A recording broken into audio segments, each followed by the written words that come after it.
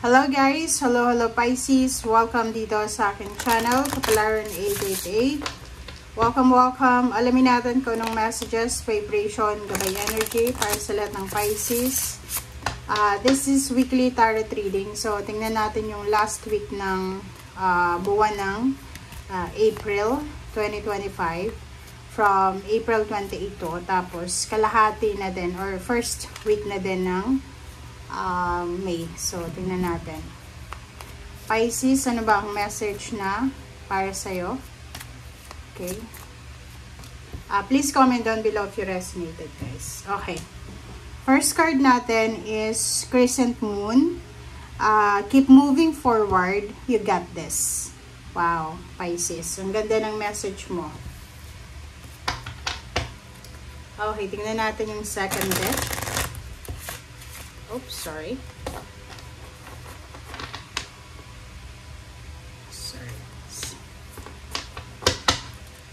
Okay, so second deck tayo, Pisces.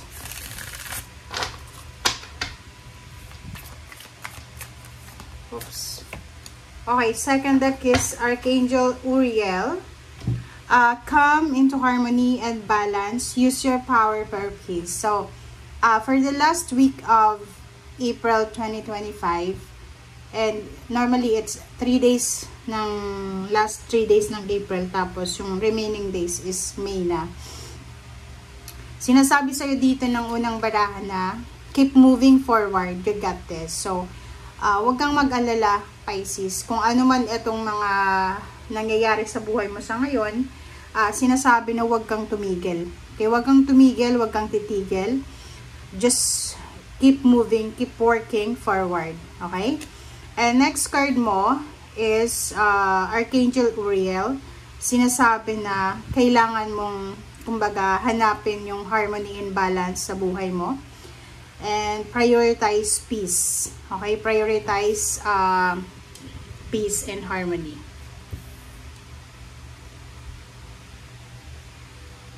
Okay. Thank you. Okay, tingnan natin sa third deck mo, Pisces.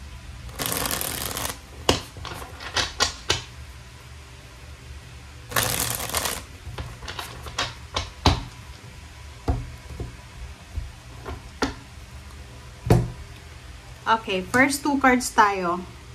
Okay, so dito ay para to sa mga Pisces na kaya mayroon ditong keep moving, keep working, kasi posibleng maraming mga nangyayaring restrictions or pwedeng maraming mga evil eyers, yung mga taong naiinggit sa'yo, Pisces, na gumagawa sila ng paraan para masira yung araw-araw mo, parang ganun, okay? So, dito guys, sinasabi ng barahan na if you're experiencing stagnation or parang pwedeng away, kasi alam mo yung mga spiritual problems na yan ay hindi lang yan sa sakit or hindi lang yan sa kano. Pwede din ng mga pamilya na panay away, panay gulo. So, if you're experiencing 8 of Swords, sinasabi ng baraha sa'yo dito na just keep on going. Okay? Keep on going. If you're tired, take a rest. Okay? And wag na wag mong, kumbaga, gawing personal yung mga nangyayari sa buhay mo sa ngayon.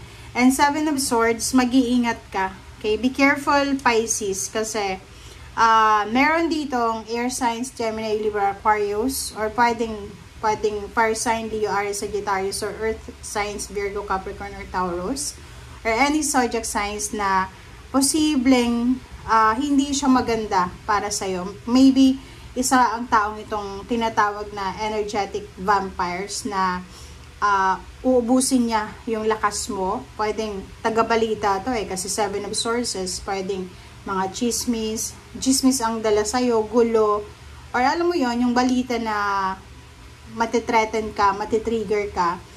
Hindi naman yun makakabuti sa'yo, pero ibinabalita sa'yo para magalit ka, para, alam mo yon, hindi natin alam kung ano yung mga purpose ng mga energetic vampires na tao na yan. Basta ang gusto nila is mag-send out sila ng mga negativity. So, mag-iingat ka. Okay? Be careful. Dahil pwede nitong nakawin yung peace of mind mo. Yun na nga sinasabi sir dito na mag-focus tayo Pisces sa peace of mind kasi for the last few days ng April, posibleng maka-encounter ka ng mga nakakasoya, nakaka-iritang mga tao na pwedeng nakawin nila yung peace of mind mo. Okay. Okay, the Moon and King of Pentacles. Nakikita ko sa'yo dito, merong mga Pisces dito na siguro nag-aalala ka para sa pera mo. Okay? Nakikita ko sa'yo dito, marami kang inaalala. Parang iniisip mo na kailangan mo mag-save ng pera para sa sarili mo, para sa anak mo kung may anak ka. And nakikita ko sa'yo dito, yun nga, may hindi lang energetic bumpers, pati financial bumpers, maraming nakapaligid sa'yo. So, mag-iingat ka talaga. Okay? Lalo sa pera, kita ko sa'yo dito, pwedeng malaki yung sweldo mo, may negosyo ka, maraming tao na gustong makipag-associate sa swerte mo or sa blessings mo. Hindi naman nila alam kung paano ka nag-sacrifice para makarating ka sa sitwasyon na yan. So, ingat-ingat ka din sa mga taong yan. Emperor. Emperor is about power. Yun nga, sinasabi, use your power for peace. So, halimbawa, ano ba yung rason, Pisces, bakit kailangan mo yung mga tao na yan? Bakit na-attract mo yung mga taong ganyan? Okay? Hindi sa, like for example, sasabihin natin, tanga ka, ganito, hindi. Na-attract mo yung mga negative, toxic na tao or yung mga vampirang tao. Kasi, nakikita nila na mabilis ka nilang utuin, mabilis ka nilang, kumbaga, paniwalain. So, hindi mo kasalanan yun na mabuti kang tao. Okay? So, dito sinasabi, you have the power to use your peace. Okay? Use your power for peace. So, sinasabi na if ever lang na matrigger yung emotion mo, just let it go. Okay? Kung tungkol yan sa mga balita online, ganyan-ganito, just turn off your phone, deactivate, parang ganon, just let go. Kasi yun lang yung pwede mong magawa sa ngayon. And the Emperor, sinasabi ng barahan, if it's all about money, all about position, sinasabi ng baraha, huwag kang matatakot. Okay? Kasi mayroon ditong Pisces na natatakot siya, baka mawalan siya ng trabaho, mawalan siya ng negosyo, ganyan, ganito. So, nakikita ko sa'yo dito na sinasabi ng Emperor sa'yo na you have the power to fulfill your dreams. Basta mag-focus ka lang sa kasalukuyan. Huwag mong problemahin yung kinabukasan. Okay? Hayaan mo yung kinabukasan na magproblema yan para sa kinabukasan din. Okay? The Hermit and Knight of Wands. Pisces, if you're single, if someone nagugustuhan mo, okay? May nagugustuhan ka, may nagkakagusto sa'yo, mag-iingat ka. Okay? The Hermit, pag-isipan mo daw, reflect.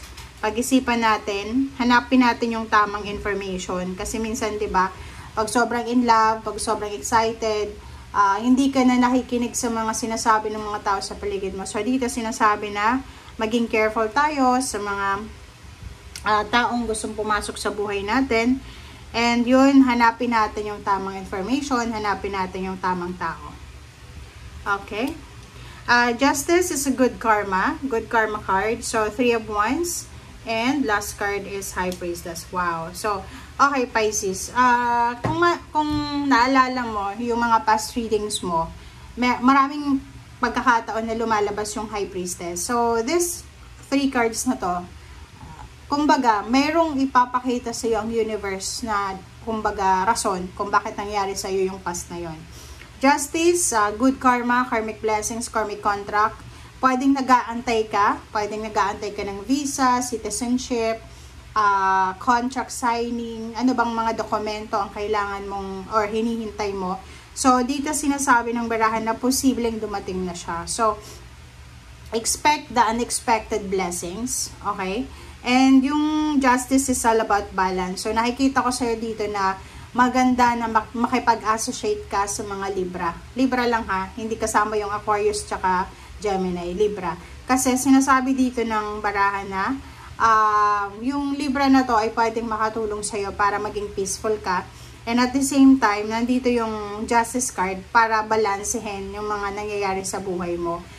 Kung makikita mo dito, isa sa rason kung bakit nakakaranas ka, like for example, ng financial problems, emotional problems, health problems, spiritual problems, it's because under attack ka ng mga evil eye. Okay? Evil eyers na tao. So, maraming naiinggit sa'yo. So, yun yung rason kung bakit ina-attack ka nila. Parang nagtutulong-tulong sila para, kumbaga, di ba, dahil sa sobrang inggit nila. Because you're super powerful. You're anointed. You're protected ng universe, ng ating Panginoon. Kaya, nakikita ko sa'yo dito na panatilihin mo lang na maging peaceful. Yun lang ang pwede mong gawing sandata. And at the same time, prayers. Okay? Thank you guys. Bye!